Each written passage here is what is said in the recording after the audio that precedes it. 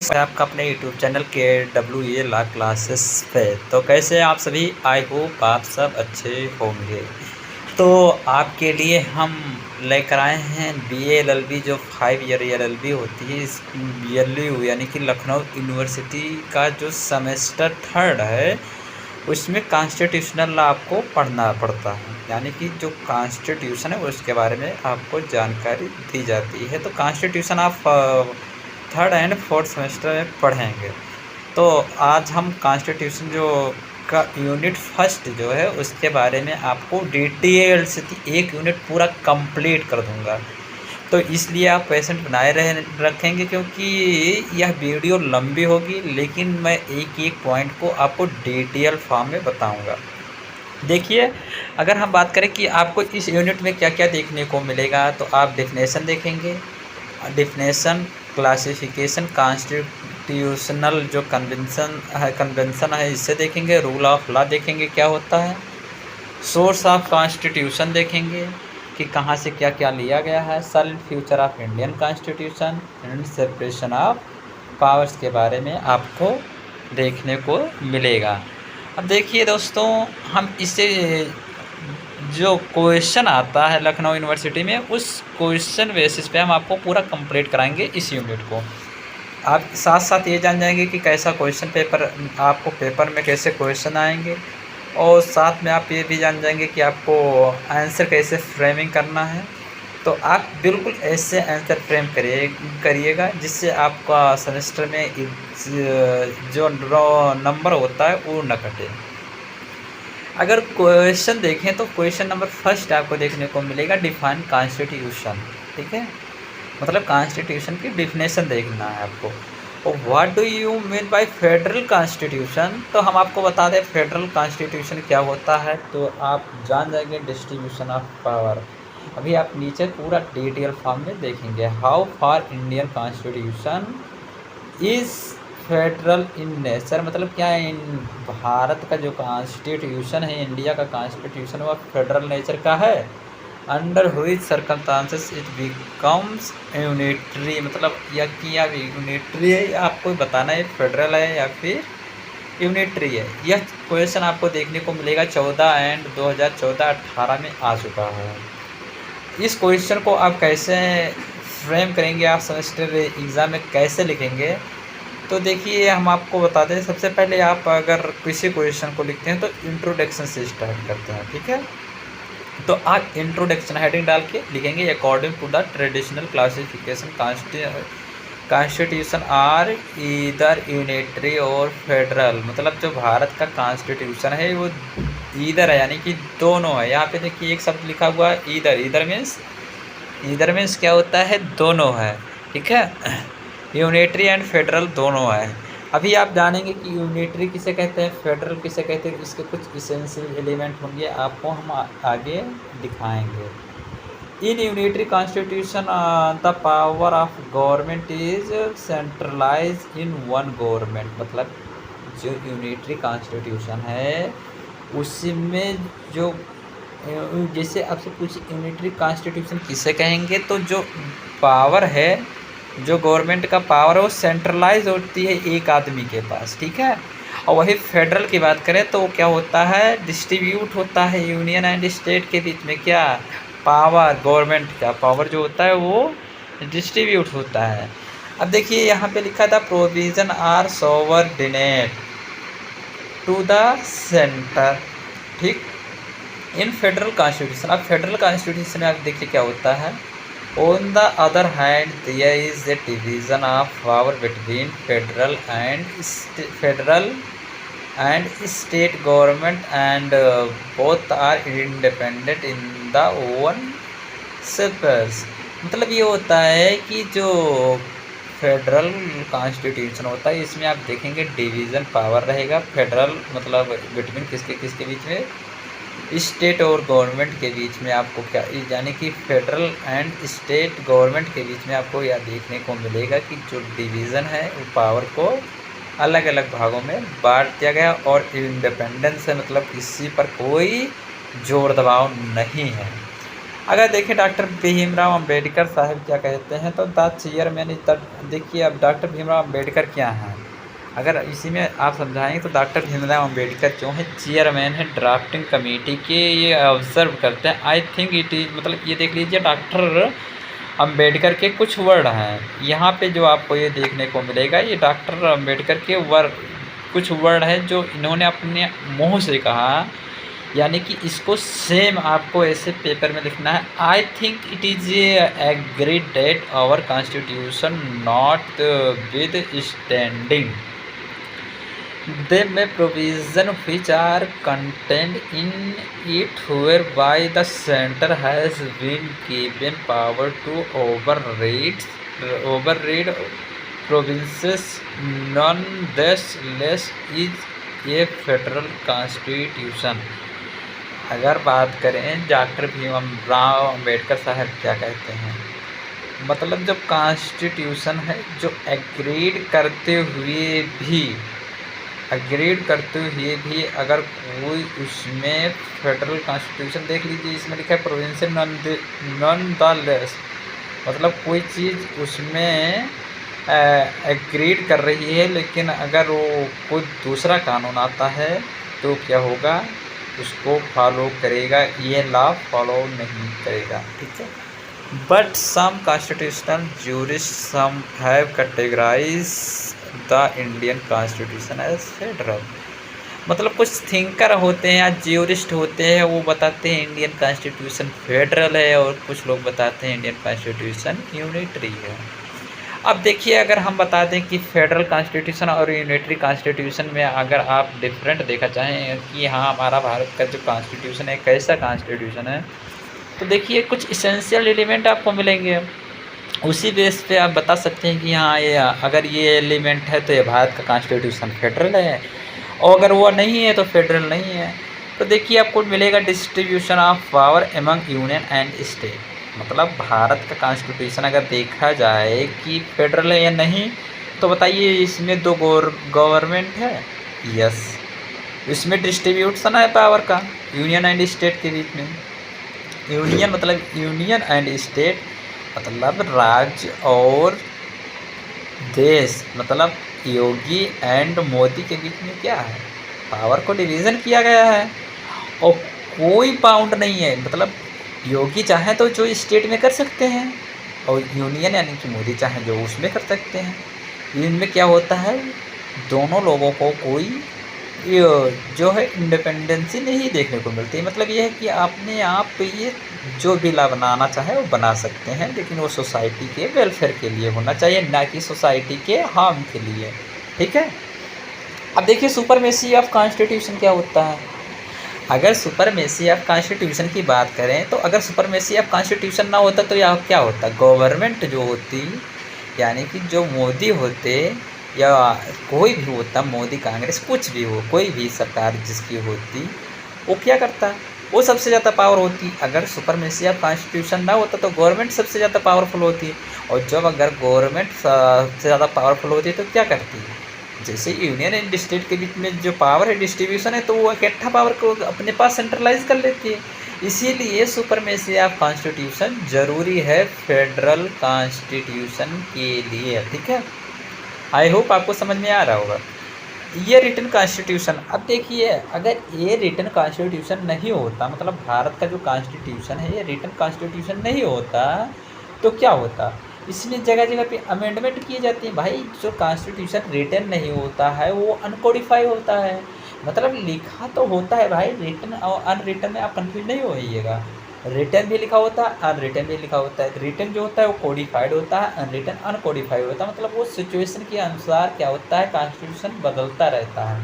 भारत के कॉन्स्टिट्यूशन में भी आप सोच रहे होंगे कि हाँ अमेंडमेंट होता रहता है, भाई भारत का कॉन्स्टिट्यूशन अमेंडमेंट होता रहता है, लेकिन इसमें जो स्टेट और यूनियन है इन दोनों के सहमति और प्लस पब्लिक वेलफेयर के लिए होता है, ठीक है।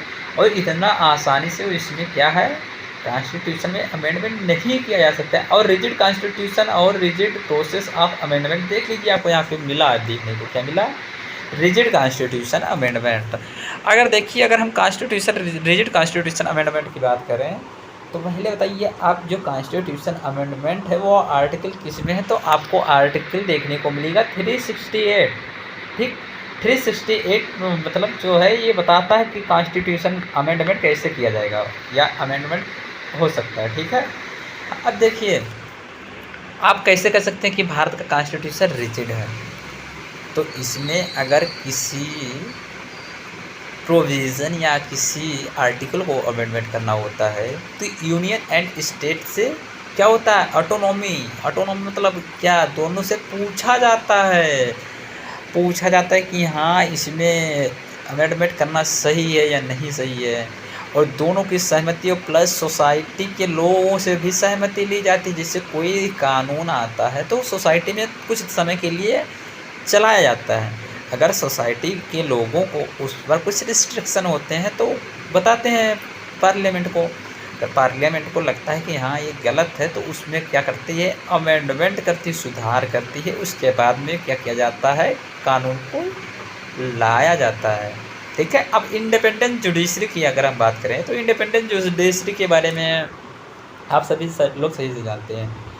देखिए अगर इंडिपेंडेंट जुडिशरी नहीं होती तो क्या आज भारत के मतलब अगर देखा जाए कास्ट के बेसिस पे जिस तरह डिस्क्रिमिनेशन किया जा रहा था, या आज के डेट में आपको लग रहा है कि हाँ कोई भारत का नीच कास्ट का व्यक्ति को जस्टिस प्रोवाइड की जा सकती थी? भाई अगर देखिए इंडिपेंडेंट जुडिशरी मतलब यही होता है कि अगर आज जैसे भारत 1947 में आपको पता है कि आज़ाद हुआ। अगर इससे पहले जैसे ब्रिटिशर्स रहा करते थे तो वहाँ पे इंडिपेंडेंस जुडिशरी जैसा कोई सिस्टम नहीं था। वहाँ पे ब्राह्मण ठाकुर को क्या किया जाता था, सुप्रीम समझा जाता था। नीच कास्ट को क्या समझा जाता था, कुछ नहीं। ये तो भाई समझते थे कि हाँ ये इसी काम के लिए बने, ये सब है। मतलब उनको कोई जस्टिस नहीं सही से प्रोवाइड होती, इक्वल जस्टिस नो प्रोवाइड। लेकिन जैसे इंडिपेंडेंस जुडिशरी है तो इसमें सबको इक्वल क्या किया गया है, ट्रीट किया जा रहा है सबके साथ। तो इसीलिए कह सकते हैं इंडिपेंडेंट जुडिशरी इम्पोर्टेंट है। अगर आप जात की बात बेसिस पे देखें तो भी सही है, अगर जात के बेसिस पे ना देखें, अगर इकोनॉमी के बेसिस पे देखें तो आप बताइए क्या अगर कोई व्यक्ति इंडिपेंडेंट जुडिशरी की मैं आपको समझाने की कोशिश कर रहा हूँ, अब जात के बेसिस पे आपको समझा चुका। अब देखिए अगर इकोनॉमिक के बेसिस पे देखें तो आप बताइए अगर एक राजा का लड़का अगर चोरी का ऑफेंस उस पर लगता है तो जो सज़ा उसे मिलेगी, जो एक गरीब का बच्चा चोरी करेगा उसको ही वही ऑफेंस लगेगा। ठीक है, हाँ अब ये हो सकता है कि वो बड़ा वकील कर ले, तुम छोटा वकील कर ले, उसका केस मान के चलिए 1 महीने में फाइनल होता है तो इसका 2 महीने चलेगा। लेकिन इंडिपेंडेंट जुडिशरी है, यहाँ पे न्याय सभी को बराबर मिलेगा। ठीक है, आई होप आपको समझ में आ रहा होगा। ठीक है, अब आप समझ चुके हैं कि हाँ फेडरल कॉन्स्टिट्यूशन किसे कहेंगे। नंबर 1 डिस्ट्रीब्यूशन ऑफ पावर और यूनियन एंड स्टेट के बीच होना चाहिए। सुपरमेसी ऑफ कॉन्स्टिट्यूशन होना चाहिए, रिटन कॉन्स्टिट्यूशन होना चाहिए, रिजिड कॉन्स्टिट्यूशन होना चाहिए, और कॉन्स्टिट्यूशन अमेंड करने के लिए इंडिपेंडेंस जुडिशरी होना चाहिए। आप जान चुके हैं इंडिपेंडेंस जुडिशरी क्यों होना चाहिए, रिजिड कॉन्स्टिट्यूशन क्यों होना चाहिए, रिटन कॉन्स्टिट्यूशन क्यों होना चाहिए, सुपरमेसी ऑफ कॉन्स्टिट्यूशन क्यों होना चाहिए, डिस्ट्रीब्यूशन ऑफ पावर क्यों होना चाहिए। अगर पावर डिस्ट्रीब्यूशन नहीं होगा तो एक आदमी के पास पावर चली जाएगी, जिससे कॉन्स्टिट्यूशन में क्या होगा, जैसे एक आदमी के पास पावर चली जाएगी तो जिससे कॉन्स्टिट्यूशन में वो अमेंडमेंट आसानी से कर लेगा। तो अगर कॉन्स्टिट्यूशन में अमेंडमेंट कर लेगा तो सारी पावर इकट्ठा कर लेगा, और जो कॉन्स्टिट्यूशन की सुपरमेसी उसे ख़त्म कर देगा, और उसे ख़त्म कर देगा तो इंडिपेंडेंट जुडिशरी क्या कर लेगी भाई, कुछ नहीं कर पाएगी। इसलिए फेडरल कॉन्स्टिट्यूशन के लिए ये 5 पावर आपको देखने के लिए मिलती हैं। अब देखिए अगर हम वही बात करते हैं कि कुछ इसके प्रूफ की बात करें तो देखिए the Indian constitution establish a system of government which is almost quasi federal. Quasi federal और डॉट मतलब इसके आगे और कुछ लिखा है, ये unitary state it with subsidiary future rather than ये federal state with subsidiary unitary future. Professor Jennings has characterized it as a federal constitution with strong centralized tendencies। ठीक है, ये इसके कुछ प्रूफ हैं कि हाँ जो भारत का कॉन्स्टिट्यूशन या इंडियन कॉन्स्टिट्यूशन है वो किस नेचर का है, तो क्वासी फेडरल नेचर का है। ठीक है, अब देखिए यहाँ पे बात कर रहे हैं कि देखिए क्या लिखा है, it is point out that the Indian constitution contains the modification of the federal principle. Federal principle के कुछ क्या है, मॉडिफिकेशन पॉइंट है। अपॉइंटमेंट ऑफ गवर्नमेंट, अब अपॉइंटमेंट ऑफ गवर्नर, आपको आर्टिकल किस में देखने को मिलेगा, अपॉइंटमेंट ऑफ गवर्नर, तो आर्टिकल आप बताइए कमेंट बॉक्स में 155। Parliament power legislature in national interest, फिर parliament power to from new state the alter and the boundaries of the state under article 3 में आपको देखने को मिलेगा। इमरजेंसी प्रोविज़न भी देखने को मिलेगा। ठीक है,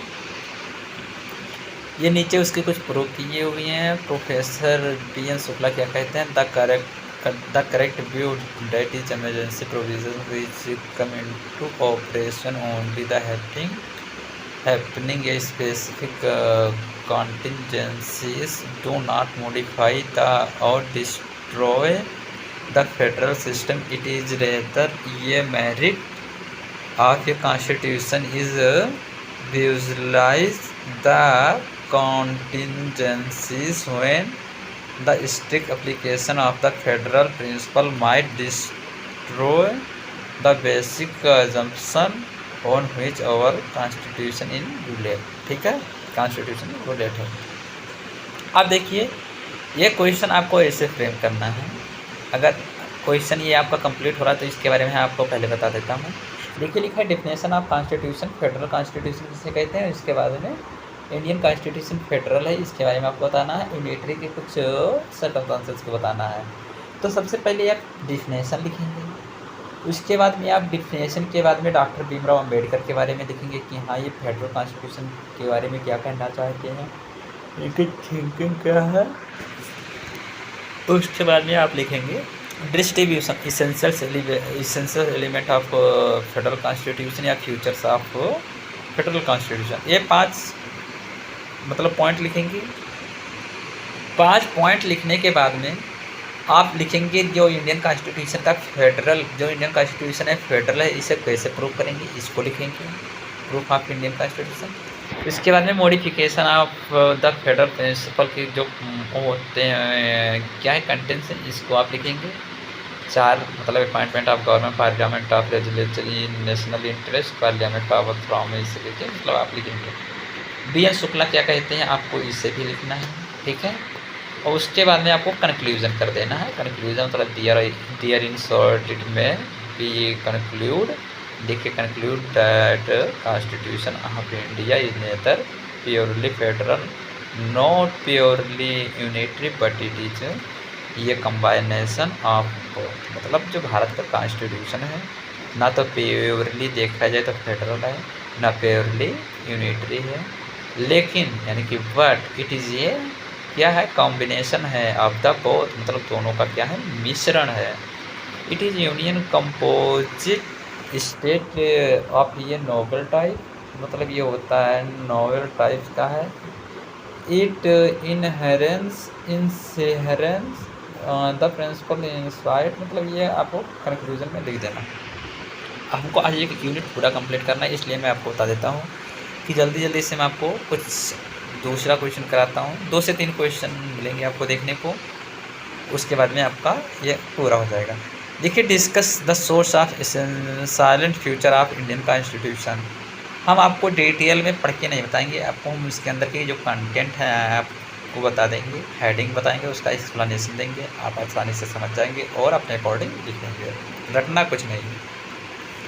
मतलब जो सोर्स हैं साइलेंट फ्यूचर है इंडियन कॉन्स्टिट्यूशन की, ये इसके बाद की गई है। तो लेंथी रिटर्न आपको लेंदी रिटन कॉन्स्टिट्यूशन मिलेगा। पहले आपको हेडिंग के बारे में देख लेते हैं और फिर blind to rigidity and flexibility के बारे में आपको देखने को मिलेगा। Federal system with unitary base देखने को मिलेगा। पार्लियामेंट फॉर्म ऑफ गवर्नमेंट, फिर rule of law, fundamental right, fundamental duties, Indian secularism, universal अबाउट फ्रेंचाइज, सिंगल सिटीजनशिप और इमरजेंसी प्रोविज़न और 3 टियर गवर्नमेंट आपको देखने को मिलेगा। यानी कि यहाँ पे आपको 12 हेडिंग देखने को मिल रही है। आपका क्वेश्चन 10 नंबर का आता है, 12 हेडिंग है, आपको आसानी से हो जाएगा 10 पेज में। देखिए लेंदी रिटन ऑफ कॉन्स्टिट्यूशन, तो जो भारत का कॉन्स्टिट्यूशन है ये लेंदी है क्योंकि इसमें 395 आर्टिकल, 12 पार्ट, 22 भाग है। ठीक है।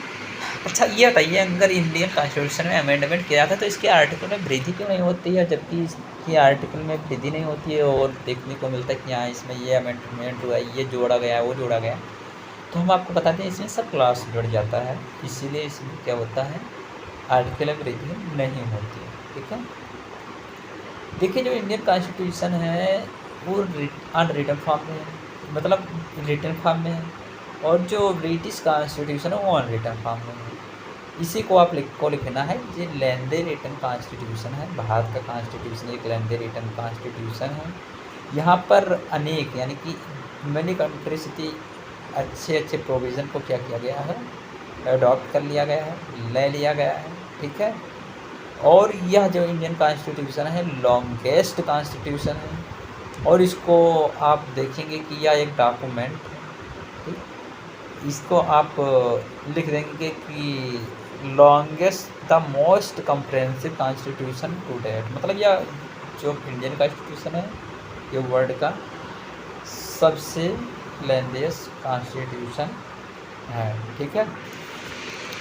देखिए अब दूसरा blind of rigidity and flexibility की बात करें तो आपको देखने को मिलेगा स्टीफ एंड फ्लेक्सिबल। ये रिजिड कॉन्स्टिट्यूशन, भारत का जो कॉन्स्टिट्यूशन है रिजिड कॉन्स्टिट्यूशन, क्योंकि ऊपर मैं आपको बताया रिजिड कॉन्स्टिट्यूशन जिसमें अमेंडमेंट करने के लिए क्या होता है कठिनाई, यानी कि यूनियन एंड स्टेट से पूछना पड़ता है। जब यूनियन एंड स्टेट से पूछेंगे भाई कि हाँ इसमें अमेंडमेंट किया जाए तो उसमें क्या होगा कठिनाई होगी, इसीलिए कह देते हैं इंडियन कॉन्स्टिट्यूशन रिजिडिटी है।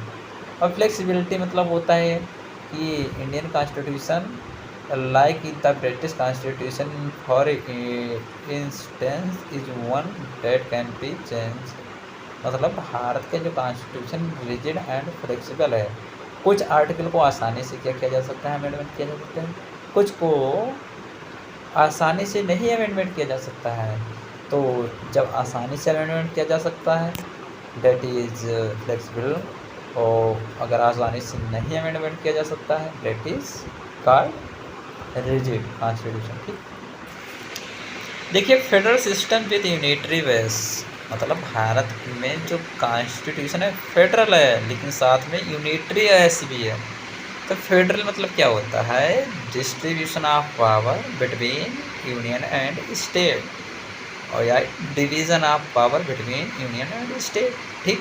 सुपरमेसी ऑफ द कॉन्स्टिट्यूशन, इसमें सुपरमेसी रहेगा कॉन्स्टिट्यूशन की। जबकि वही यूनिटरी की बात करें तो unitary constitution is based on centralize one man of power, मतलब एक आदमी के हाथ में क्या किया जाता है पावर को दे दिया जाता है, वही क्या करता है कॉन्स्टिट्यूशन में अमेंडमेंट करता है, उसी कॉन्स्टिट्यूशन को इम्प्लीमेंट करता है, सब कुछ उसी को हाथ में दिया रहता है, उसी को कहते हैं that is called unitary constitution. Parliament form of government की बात करें तो पार्लियामेंट फॉर्म ऑफ गवर्नमेंट मतलब होता है भारत के पार्लियामेंट है वो क्या करते हैं, वो लॉ को इस्टेब्लिश करते हैं, लॉ को बनाते हैं। तो यही लिखा है the parliament system is establish by the constitution both at the centre and the state, मतलब सेंटर और स्टेट में क्या करता है कॉन्स्टिट्यूशन को क्या इस्टेब्लिश करता है, किसके द्वारा पार्लियामेंट के द्वारा। भारत में कॉन्स्टिट्यूशन को क्या किया जाता है सेंटर और स्टेट में इस्टेब्लिश किया जाता है। It is known as a prime minister government, मतलब प्राइम मिनिस्टर गवर्नमेंट के बीच में सिंस मतलब होता है the since the prime minister position has govern as important in parliamentary system. ठीक, रूल ऑफ लॉ, देखिए रूल ऑफ लॉ क्या होता है, तो एक लॉ बनाया जाता है, नियम बनाया जाता है, या रूल मतलब रूल ऑफ लॉ मतलब रूल बनाया जाता है, नियम बनाया जाता है कानून का। तो कानून का जो रूल नियम बनाया जाता है वो किस लिए बनाया जाता है कि जो पीपल होते हैं उन पर इम्प्लीमेंट किया जा सके, उनको जस्टिस प्रोवाइड किया जा सके, उनको क्या किया जा सके, उनके वेलफेयर के लिए काम कर सके। ठीक, वो और कह सकते हैं इसमें मतलब इक्वल ट्रीट किया जाता है रूल ऑफ लॉ के द्वारा। ठीक, इसी को हम रूल ऑफ लॉ कहते हैं। ठीक, फंडामेंटल राइट्स किसे कहते हैं? अगर बात करें फंडामेंटल राइट्स तो भारत में 6 फंडामेंटल राइट्स आपको देखने को मिलेगा। वही आर्टिकल कितने से कितने की बात करें तो आर्टिकल आपको 13 से आपको 35 तक नहीं 12 से 35 तक देखने को मिलेगा। ठीक, 6 प्रकार की बात की गई है फंडामेंटल राइट्स। और जिसमें देखिए डॉक्टर भीमराव अम्बेडकर क्या कहते हैं फंडामेंटल राइट्स को, क्या कहते हैं डॉक्टर भीमराव अम्बेडकर क्या कहेंगे फंडामेंटल राइट्स को, तो आपको देखने को मिलेगा फंडामेंटल राइट्स। अब को पूरा पढ़ें। 6 fundamental rights are guaranteed to all citizen for Indian under part 3, मतलब पार्ट 3 में इंडियन कॉन्स्टिट्यूशन में सभी भारत के सभी कॉन्स्टिट्यूशन सिटीजन को क्या मिलेगा fundamental rights provided. One of the key competence of the Indian constitution is guarantee to fundamental right DPSP यानी कि directive principle of state policy. और देखने को मिलेगा in new aspect in doctor Bhimrao Ambedkar words of the Indian constitution listed in the constitution part of 4 the shape ensuring social economical justice for our citizens, the direct principle of incorporated into our constitution। Doctor BR Ambedkar कहते हैं कि भारत में सभी को social economic justice provide किया जाना चाहिए, DPSP incorporate in our country. ठीक है, फंडामेंटल ड्यूटीज़ मतलब होगा कि आपको कुछ अधिकार दे दिए गए कि आपको यह अधिकार का फॉलो करना है। जैसे कि आप सभी जानते हैं जब राष्ट्रगान होता हो तो अगर आप जा रहे हैं तो सावधान की स्थिति में खड़े हो जाएं, भारत का जो तिरंगा है उसे सीधा रखना चाहिए। ये सब फंडामेंटल ड्यूटीज़ हैं कि हाँ आप ये ड्यूटीज़ को करिए। अगर आप सड़क पे चलना है तो आपके फिर ड्यूटीज़ हो गई। अगर देखिए फंडामेंटल राइट्स की बात करें तो राइट टू स्लीप हो गया, राइट टू एजुकेशन हो गया, राइट टू वोट हो गया, ये सब मतलब आपको ड्यूटी एंड राइट्स दे दिए गए हैं। अब वही बात करते हैं इंडियन सेक्युलरिज्म। तो Indian constitution of whole secularism government, secular government, Bharat में कैसी गवर्नमेंट है सेकुलर गवर्नमेंट है। As a result it does not support specific religion as their state। ठीक, यूनिवर्सल एडल्ट फ्रेंचाइजीज तो भारत में यूनिवर्सल है। 1 person 1 vote is the foundation upon which Indian democracy is based। मतलब भारत में एक आदमी के एक वोट के मतलब एक आदमी एक वोट, ना कि एक आदमी 2 वोट दे सकता है। ठीक, इसी के बारे में आपको बताऊँ। Election are open to all Indian citizens.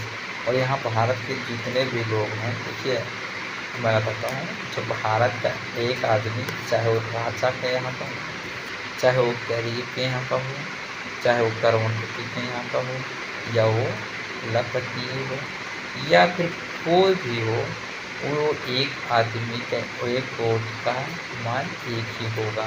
ठीक, वो 2 बार वोट नहीं दे सकता है। ये आदमी 1 बार वोट देगा, उसका एक ही वोट गिना जाएगा, ना कि 2 ना 3 ना 4। ठीक, अगर अब वही बात करते हैं इलेक्शन, तो भारत का हर एक व्यक्ति इलेक्शन में क्या हो सकता है, खड़ा हो सकता है, बट उसकी कुछ सर्कमस्टांसेस होते हैं। लेकिन भारत में आपको देखने को मिलेगा हर व्यक्ति वोट नहीं दे सकता। मतलब जो 17 साल से भाई जो 18 से कम है वो वोट नहीं दे सकते हैं। उन्हें माना जाता है कि भारत वो अभी अब उनका इतना जो माइंड है और हुआ है वो अच्छा बुरा नहीं समझ सकते।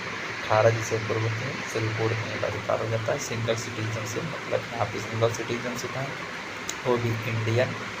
देखिए अगर डुअल सिटीजनशिप की बात करें तो स्टेट की अलग हो जाती है, इंडियन की अलग हो जाती है। इसलिए यहाँ पे भारत में इंडियन सिटीजनशिप मिलेगा। इमरजेंसी प्रोविज़न मतलब इमरजेंसी प्रोविज़न लागू हो जाता है। अगर कोई आपातकालीन लागू होगा तो इमरजेंसी प्रोविज़न लागू हो जाएगा। 3 टियर गवर्नमेंट होगा। ठीक, ये आप आसानी से लिख सकते हैं। अगर आप बात करें वही तीसरा क्वेश्चन, तो तीसरा क्वेश्चन में आपको देखने को मिलेगा explain the various meaning of rule of law in respect of Indian constitution, discuss the preservation and enforcement of rule of law. Okay, the guarantee of equality before the law as an aspect of. चलिए दोस्तों, आज video लंबी हो रही है, हमको लग रहा है। जहाँ तक कितने मिनट हो रहे हैं, 1 मिनट मैं देख लेता हूँ। वीडियो बहुत लंबी हो जाएगी, इसलिए इस क्वेश्चन को अगली वीडियो में हम कंप्लीट करेंगे। आपको अगर ये PDF चाहिए तो आप कमेंट बॉक्स में बताइएगा, मैं आपको एक PDF प्रोवाइड करवा दूँगा। देखिए अगर आपको बात करें तो अभी आपको 7 क्वेश्चन देखने को मिलेगा। 7 नहीं, आपको इस यूनिट में मात्र 5 क्वेश्चन कराऊंगा अगली आने वाले वीडियो में। तो अब आज ये वीडियो एंड करते हैं क्योंकि वीडियो बहुत लंबी हो रही है। तो तब तक के लिए हमें दीजिए इजाज़त, मिलते हैं अगली वीडियो में। जय हिंद।